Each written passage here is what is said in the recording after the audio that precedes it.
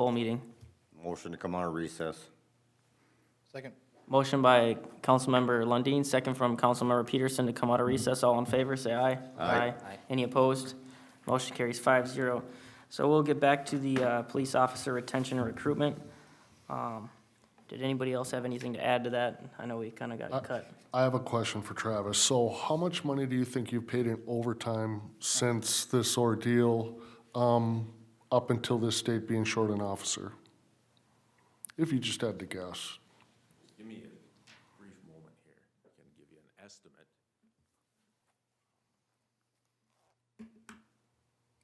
That was like 48K per year. I was gonna guess around 40.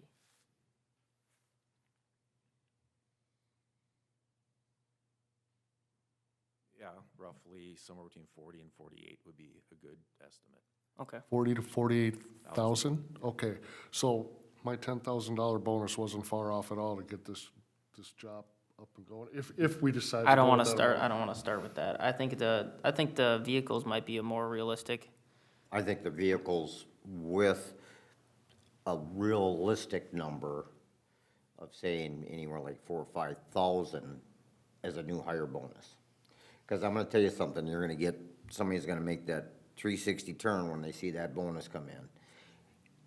It's really nothing, when you think $4,000 or $5,000, to bring that person in here and get somebody else.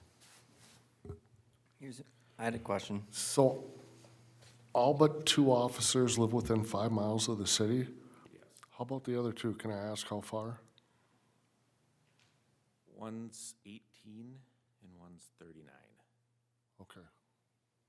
Is there GPS in the vehicles? Obviously. Right now, there's 2. Yes, 2 different systems. Chief Myers, can you clarify if that's round trip or one direction? That, I believe, that'd be one way.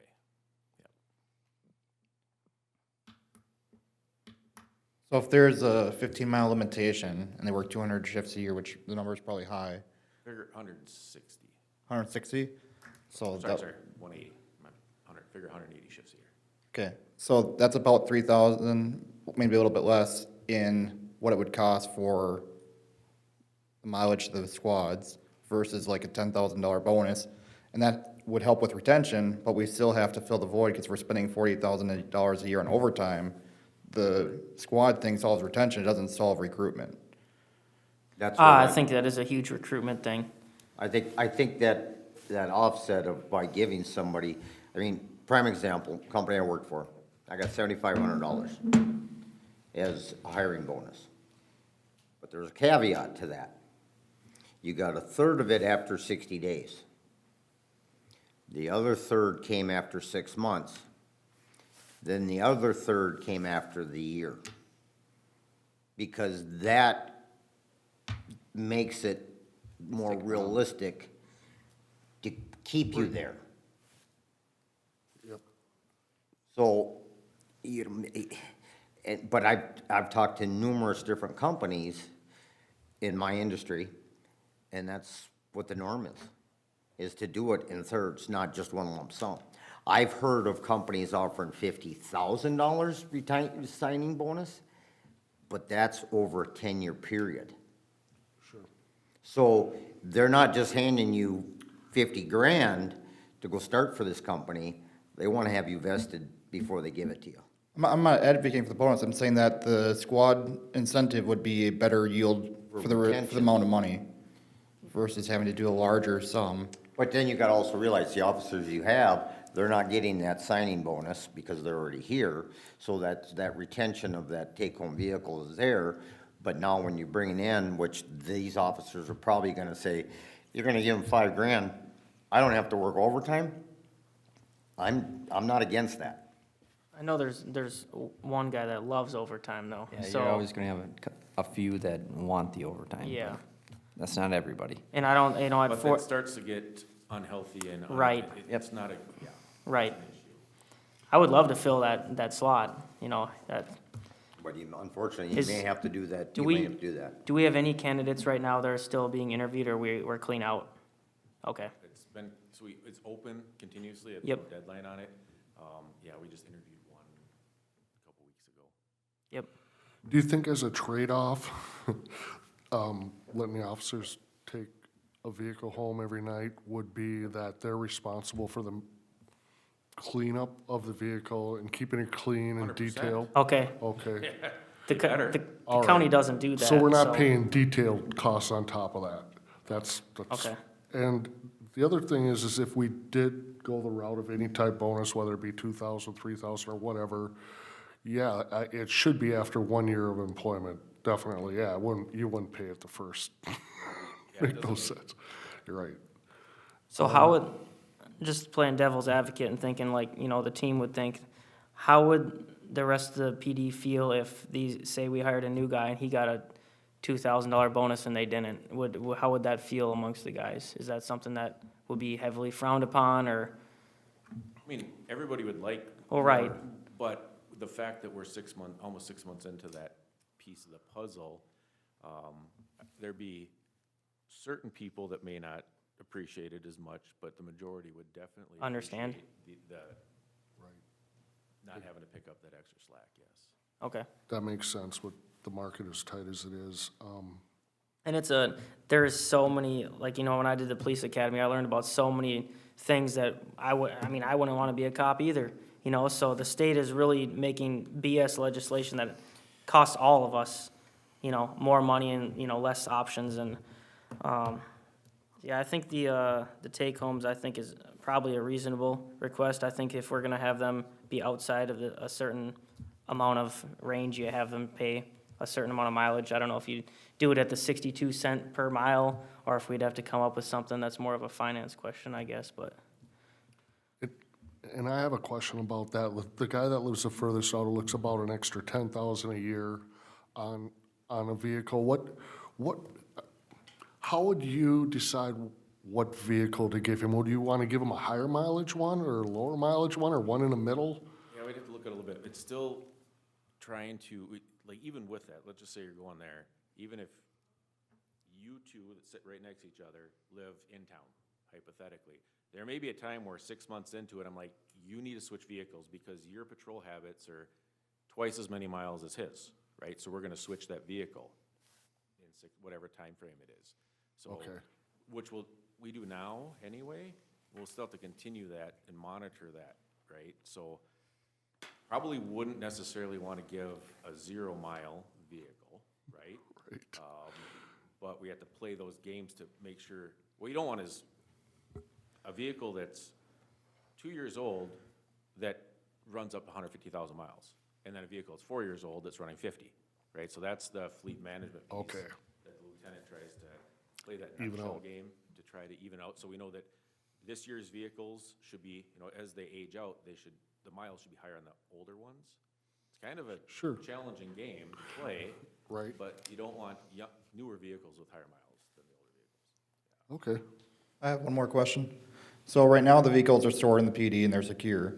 Is there any kind of norm as far as what's expected, as far as maintaining the security of the squad at their home, like having it be with a camera up or in a garage? Is that something that any departments have a requirement of? I know that the in the garage thing is a challenge, just because there's an economic piece. Now you're requiring somebody to put a vehicle in their garage. And So- they're putting it in the driveway. Like, A lot like of any neighbors other like business. that. A lot of neighbors like the police Yeah. cars in their driveway too, Personally. so, yeah. I do too. That was one of the things that I was intrigued about this, is having more vehicles out and in the open to the public.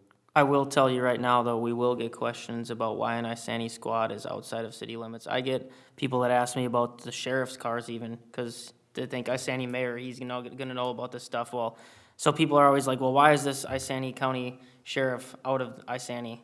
So we will get that question. It's not a big deal, but Yeah, but we have Anoka County Sheriff's cars in the city limits, and we have, St. Paul Police. St. Paul. We I have- see I St. like it. Paul. I like it personally, so. I see St. Paul Police Squad cars going up 65 almost every morning. You have a Minneapolis fire chief vehicle that roams around. So there's other department vehicles in the city, so it's pretty normal. Sure. I think personally, is a consensus right now, is I feel that, the take-home vehicle is probably not out of realm. I believe that the 15-mile radius was what we should set it at, to determine the difference in cost for the extra mileage. And I would not be opposed to a $5,000 signing bonus. Do we have any sort of signing bonus average based on the other cities? Is that, I mean, if it's that common, there should be a number. I didn't do the math on it. Okay. I just pulled these just before the meeting. But for the ones in front of me, we have, some of them have different varying, hiring numbers. So, for example, Prairie Island does a 5,000 hiring bonus with $2,000 paid after field training and then $3,000 at the end of their first year. Another one is if it's a lateral hire, so someone with experience, it would be around 6,000. Entry level would be 3,000. So there's options on how to recruit with that we can entertain. I would entertain that. I mean, like you said, experience, Sure. a little more, just coming in, and I still am set that they don't get that full bonus until after their first year. Oh, yes, definitely. Definitely hold it back, but I like the idea if you have a real experienced officer, maybe a little bit more after the initial training. You could tie it to And then the rest. FTO, some of it to FTO, because that does sometimes vary with experience as well, right, Chief? Yeah, it'd be longer or shorter. Yeah. Yeah. So that's the one, I don't want, she just mentioned, but it sounds like one split it, some percentage after completing field training, which that would make sense because now you put your investment into that. Yeah. And then the bigger portion after the year. I guess I would rather see maybe like a 4,000 for inexperienced and a 5,000 for experienced, if we're gonna go that route, or if we just, decide that we put it aside and get some better numbers from other communities. I mean, we wanna be competitive, and I've heard that Isani's a great place for police to work from other agencies, so I don't know. Yeah, I think we should get a little more information on that one with the numbers personally. Do you know what our surrounding agencies are offering for sign-on bonus? Are they doing that yet, or? They're not. Yeah, like at least they're like immediate Yeah. that I know of, Cambridge, North Branch. St. Francis, Princeton. Immediacy ones, no.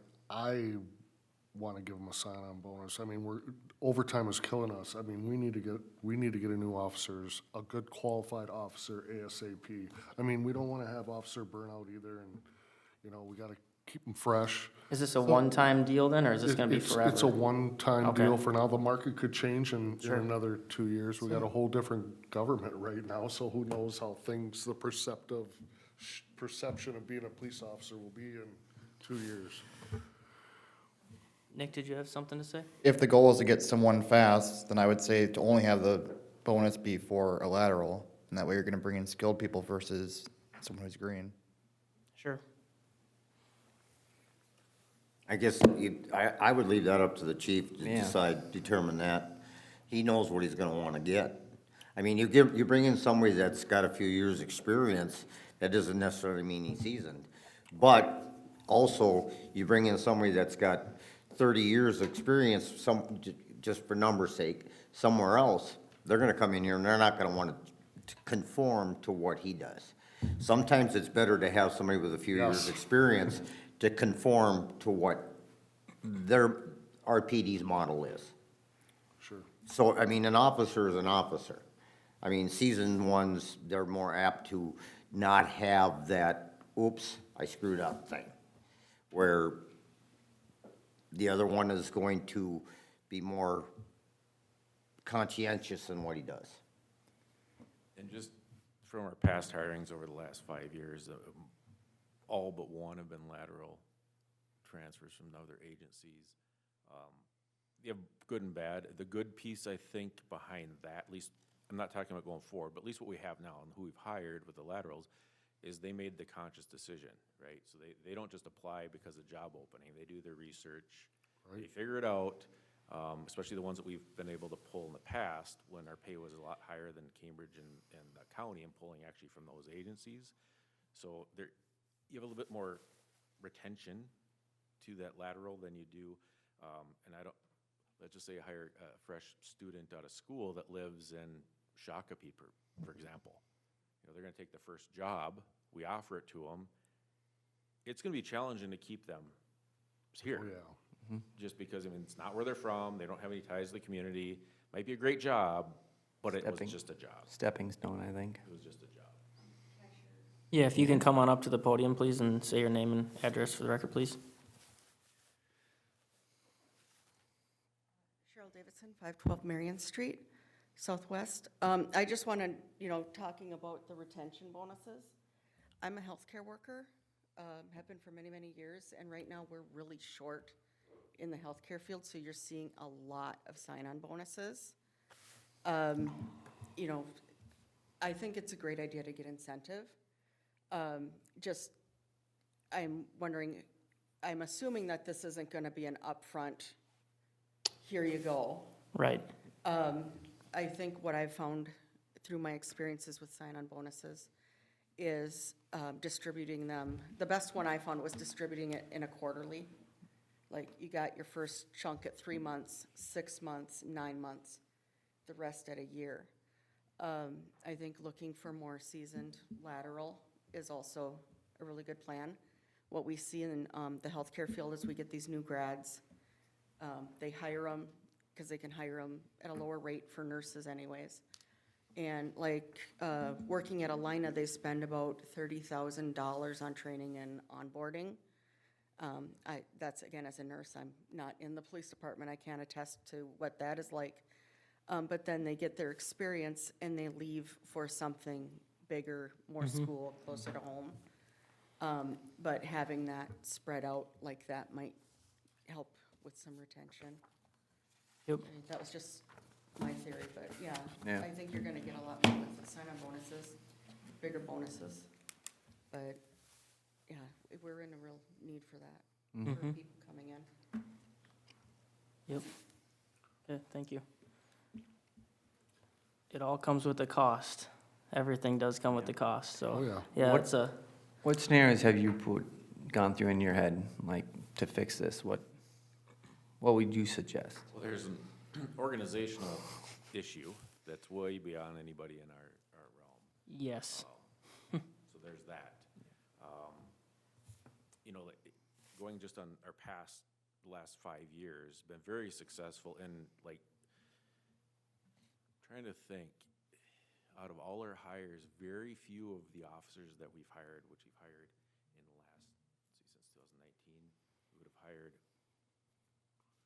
all but one, right? Just all but one have been hired since 2019. And they were all lateral transfers besides the one, but even the one, majority of them, we recruited them to apply, right? So we've been very successful at that, but now it's just challenging to recruit somebody because we don't have a lot more to offer right now, so it's challenging. I mean, that's how we did in the past, not saying that's the ideal thing. When we had, because I want to say, 3 years ago, we were the highest paid agency in the county, and that's where we pulled 2 county entities because we had something decent to offer. So, I don't know, it's a challenge, and it's not just our agency and myself, everybody's obviously the same challenge. And then it's geography based too, right? Because, trying to pull a lateral transfer from a different geography base is challenging, right? Because who's gonna come, you have to have an inherent interest for the area. So we got lucky with having people that work, say, suburban departments or city departments that lived up here, and so we pulled a few of them as well. Right, it seems like, just based on my discussions with our officers and some other ones, is a lot of them come from more metro areas and they want to come up here where it's not as high risk and not as crazy. And I've been told by a Forest Lake PD and a Blaine PD, or police, that Isani is kind of the place to go because we have a good department that seems to have good camaraderie, and that's a good reputation we have, and it's a good community, so people want to come here. So I don't know that, obviously the other stuff is a good thing to add, but I don't know that it's gonna be something we can fix with just money. I think it's more of a state issue with having to recruit police and build police and, so. I think we're saving money by offering a bonus. The longer Yeah. it takes them, the more, Bonuses, More and percentage. those hiring bonuses fluctuate. Right. Depending on needs. Because like I said, when I originally hired Ed at 7,500, it wasn't 3 months later, it was at 10 grand. So, I mean, it's the market's driving that. And that's what, you know, you can't get any help. What do you gotta do to get help? You gotta pay somebody to do it. Then there was also retaining bonuses that were given so that they wouldn't leave. So, I know. there's a whole gamut, but I think that hiring bonus right now is huge. And I think we'll get somebody to fill in that position sooner or later, because those officers are looking at it. Right. Obviously, if other communities are doing it, I don't care where you're at, if they're doing it, an officer's gonna look at it. Yeah. And a good thing about it, right now, where it falls this time of year, is half of that bonus will go on next year's budget, where we actually can plan it or fit it in. Right now, it's coming out of this year's general fund. So, I like the idea. Luke, what, kind of piece this together of what we're gonna do? And I mean, Jeff? like I said, we can't really act on it right now, it's just discussion items. Yeah. Yeah, I'm okay as long as we're offering competitive stuff and we're not throwing out a huge number, like, Right. I just don't think 10 grand is. No, I think that's too much. That's too I much, think yeah. 5 is a good number to start at. 4,000 for maybe no experience, 5,000 for a more experienced. I think it's probably a fair point. And then as far as the take-homes, what do you guys all think on something like that? I believe it should be fine. Should we I mean, I think it's, and then what happens if one of the officers, I mean, if an officer's off duty, but all of a sudden we have a major That was my issue, question. they have a squad car, they can get to that scene sooner. Are they authorized to do that? That was my question. Is that something that other agencies do with their squads that are at home? That is part of the other Benefit. procedure. I mean, if that incident happens, yes. Because right now, all the officers leave their uniforms, duty gear at work, per se. Now they'd have it at home with their squad, so they could report to wherever that might be. You're talking probably a half an hour faster response time if they had it, even if they Depending on just where it live in the is. city, Yeah, right? depending on where it is, yeah. And then, obviously, we'd have a policy, you can only take your car home and to work, right? I mean, that's not a given, but obviously, that's the policy. I mean, it's not anything else, or if you're called in to go to work. So if they have a take-home squad, do they have to come, I assume they still come to the office and clock in and do their procedures, or can they just roll straight from there? Well, once they'd be in the city limits, in theory, they'd be in service, Okay, right? So they'd be logged in, they'd go 10-8 with the dispatch, because they're actively within the city. okay. And they don't need to go in the office. Well, that's what I'm saying. Do they even need to come in at that point then Not necessarily? at the beginning of their shift unless they need to. Yeah, Okay. They wouldn't need to. how about doing like a pilot program because we don't have any policies set in place? Do like a 3 or 6 month trial period. Before we get to that point, we have a review with you and make sure our policies are current and are actually working. Well, I'd want to have a policy in place before we. Well, yeah. But I would like to do like a 3 or 6 month trial first, and then, See if there's any yeah, shortcomings? see if there's any issues that we have to fix, and then we'll go from there. I think at first, I think we should maybe direct Travis to get a policy in line, and then maybe bring it back to the next meeting, and then we can have that conversation, and then go from there. I think he needs to have a policy in effect before we can do it. Right. And could I ask a favor? Could you put as much information as possible in front of us before the meeting too, so we're right on track with you? It would help us a lot. And just one more side conversation that's kind of related to this, that I've always been concerned about, that I always think that people who are in police or fire should live within their community. I know we have one guy that lives 38 miles out. Maybe we should consider now or in the future about, like Travis wants to we'll give a $5,000 bonus, but maybe we could give another $5,000 bonus if he moves within the city limits.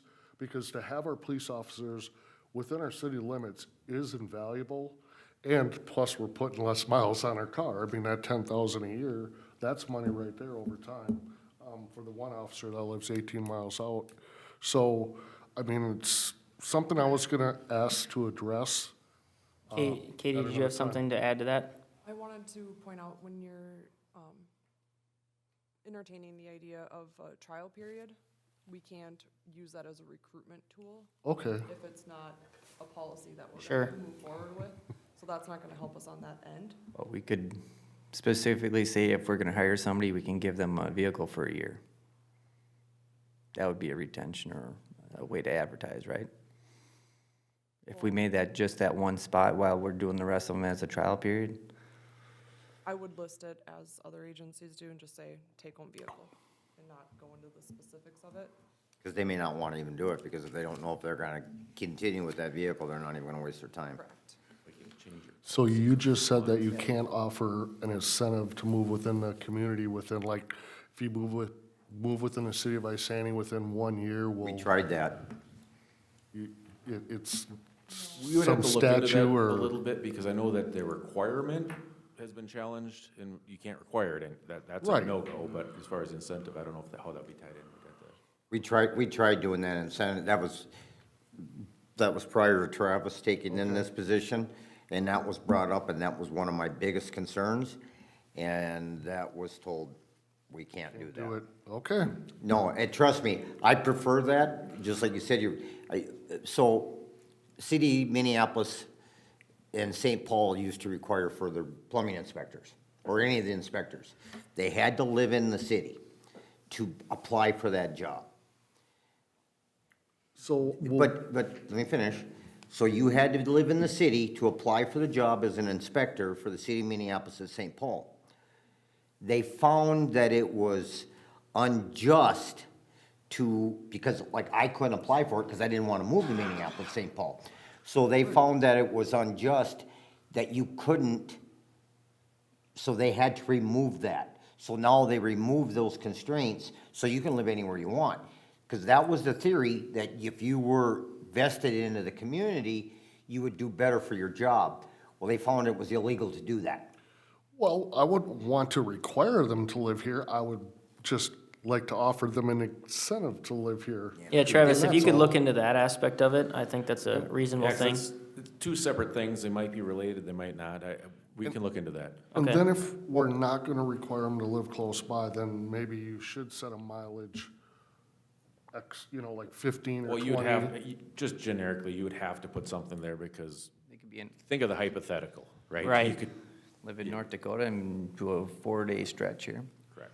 Yeah, give back to us what you think would work and what you recommend. Yeah, I'll pull from other entities. Right. Obviously, like we do, because that's the best way to learn is what other people are doing. And then as Yeah. far as Councilman Holmgren, I think the best thing to say, rather than saying it's a trial thing, just have council say, let's review this, in 3 right? So it is the policy, you can review it, Yeah. so that way that it would work for the recruitment piece. We could still move forward. I don't disagree with, Right, we move forward, it'll Jeff. still be an act, it's not a temporary, it's not a trial run, but you can just say, we're gonna review this in 6 months to see how it's going. Yep. If it's If not it's going good, I mean, next. council can make a decision to do whatever they want with any policy that's not doing good. Okay. I don't disagree with that. All right, so if you can come back with more information you want it on council, maybe next council meeting or the meeting after? Just because the more time we kick the can down the road, so Right. I'll push it out for next Okay. council for that, and Chief then Myers and I can work on a on the other policy piece. for you to review and see if it's something that, But in the meantime, we can let them go ahead with that bonus now, or? No, Yeah. we can't take action on it here. We have to wait till next council meeting. Yep. Okay, so we can put a mock policy together for the take-home vehicle and for the okay. sign-on bonus. Separate, so we can vote on each Got it, separate. Got it. Okay, that sounds Missing a good. step. Good conversation, guys. Let's go to item number 3, sidewalk infill along Main Street.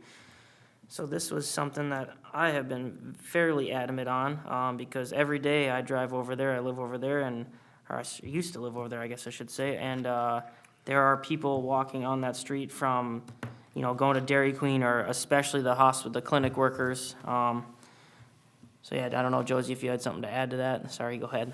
No, that's okay.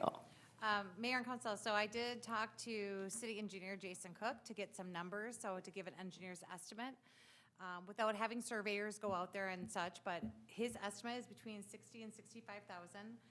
We do want to mention that there is a hydrant. We either would have to relocate the hydrant, which does have a considerable cost to it, or just so you're aware, the segment of sidewalk would have a curve in it.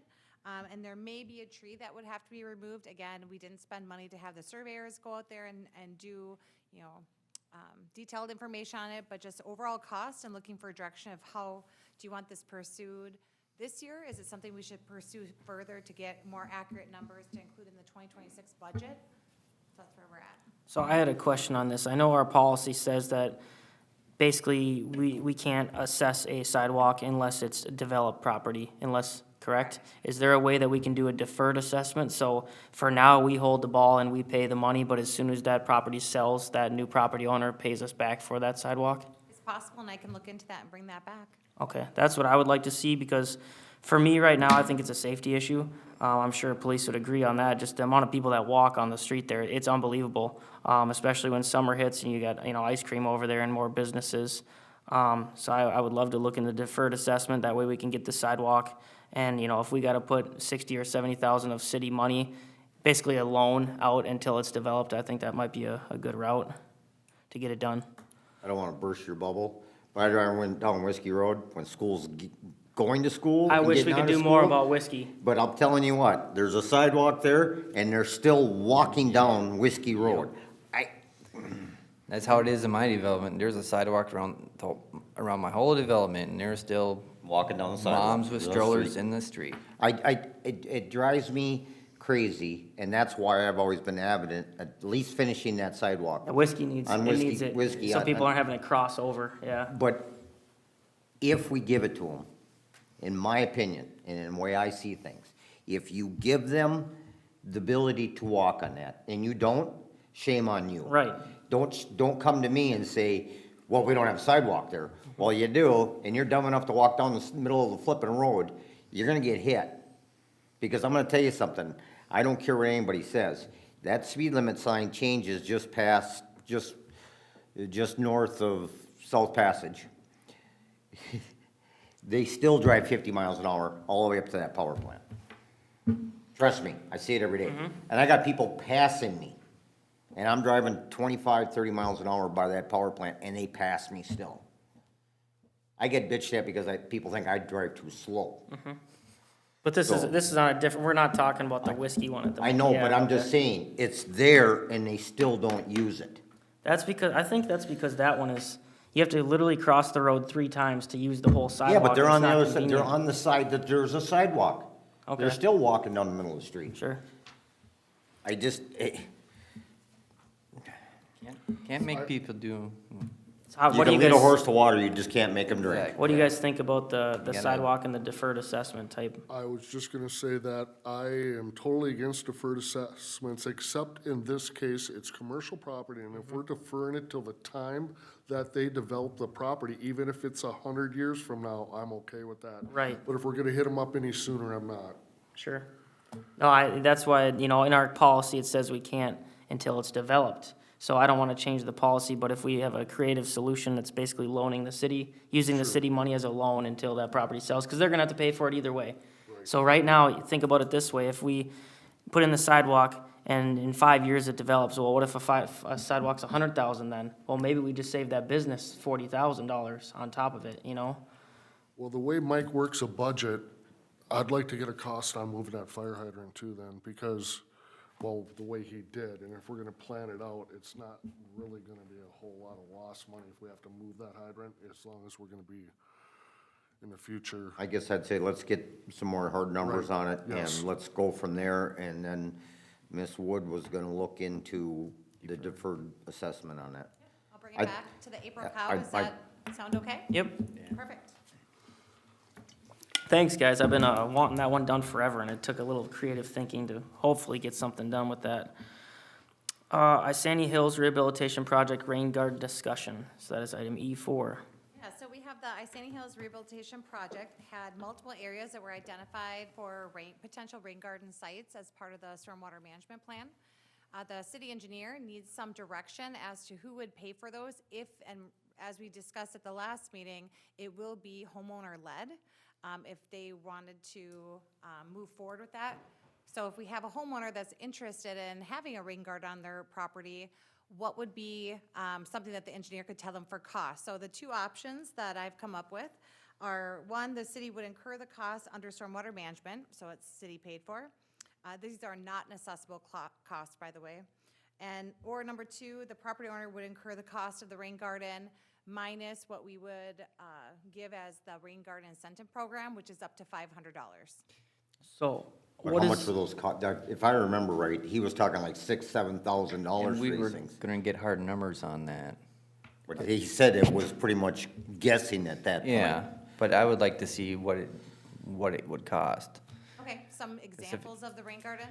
Well, Like, yeah, because some of the it depends costs. on the size of it, Yep. depending on how big the property is, so we could have them give some options. Yeah. well, I have just a question I can't believe we never asked in the last meeting, but what is the benefit? So we have less water going into our storm sewer, which is basically, or not, yeah, our storm sewer, which is just moved into another location. So what is the actual benefit? Is our infrastructure there suffering so much that we need rain gardens, or is there some sort of MS4 requirement? Do they give us any sort of bonus for it? I mean, if they're gonna have us do all these things, well, do they offer funding for us to do it, or what's the benefit of us even doing these? There are some programs that are available, like when we did the one off of Railroad Avenue, there were some incentives with that one. These specifically, I'm not aware if there's any incentives that they're offering through the Soil and Water Conservation District. The whole idea is just to keep the water on that property site and to prevent runoff, additional runoff, because with runoff going even down into the stormwater system, you have sediment and other factors that contribute to that. I'm not aware about the MS4, but I think Ms. Hillesum could speak on that. It also just reduces pollutants in general because it filters the water better than any regular soil. So naturally, those plants are doing that. So it's helping reduce what's being, put back into the river. Okay. And for me, at this point, since we don't know what the cost is, I would go with option 2. If somebody really wanted it at this point, we could offer some incentive, but they would have to front most of it at this point. I agree. Okay, so we do want to be prepared to speak a little bit about it if we have the questions asked at the open house. That's next Tuesday. So at this time, we'll say it's still under discussion at the council. However, at this time, it's likely led by the property owner. Does that sound? Definitely most of the cost, yes. Okay. Yeah, I want to say We if won't the give city, 100% answer, but that's the way that things are going for now. And we can take their information and provide more to them after we continue the discussion at the April 1st meeting. I personally, if it's something like a couple grand, Yeah. I don't see that a big deal to the city because we're probably spending more than that trying to clean out the storm drains. But when you're talking 5-6 grand and pop on these things, I ain't for that. That's almost $1 a resident that you'd have to tax more. It all We're adds up. worthless. It's not a During a certain downpour. amount like that. Yeah. It can be over the incentive program 500, something different, per project base. And do you remember how many projected rain gardens would be needed? Because I know there's a lot of locations where the possibility's there, but So in was the- it like 12? In the attachment, let's see, green triangles represent possible, let me count them real quick. There's 17 on there. I know, but That was the those are green just the ones. locations. No, but that's what Anoka Soil Conservation recommended. having That's where they 17. could be to make a difference, to impact the Okay. stormwater. So it Yep. would be up to 17 if the property owner wanted it. Okay. Yeah, I would definitely want to get some cost on how much it Yeah, would be to put I in. think that's what we I don't left want him with to on go that. in and say, yeah, the city's gonna fork over 10 grand apiece. That would There's no be- way. Yeah, exactly, that's why I Even don't want to 500 go that bucks a route piece yet. adds up. That's, if you have 17 that does it, that's 8,000 bucks. Yeah. That's, Somebody's got to convince me these things would work. I mean, every time you have a downpour, it doesn't matter what you have, stuff's going to wash into that system. And if we're having regular rain events, most of it's going to go in the ground. We have a very high rate of absorption here in Isani with the fine sand we have, so. But that was the point of that, because it helps filter it, because the sand actually doesn't filter it fast enough. That's what the object of this is, to slow down that filtration, because our sand is so sugary. okay, so consensus would be to get Option 2. option But 2, get some- most likely. But Get get some- some numbers. Yeah, Yep. get some numbers. Okay. And I'll have this brought back to the April 1st council meeting, so then there could be action taken if there was an amount that you wanted to set. Sounds good. I will hear a motion to recess. I think we should take a recess and a little few-minute break before the next meeting. Motion to recess? Second. Motion by Councilmember Peterson to go into recess, second by Councilmember Holmgren. All in favor, say aye. Aye. Any opposed? Motion carries 5-0. We are in recess.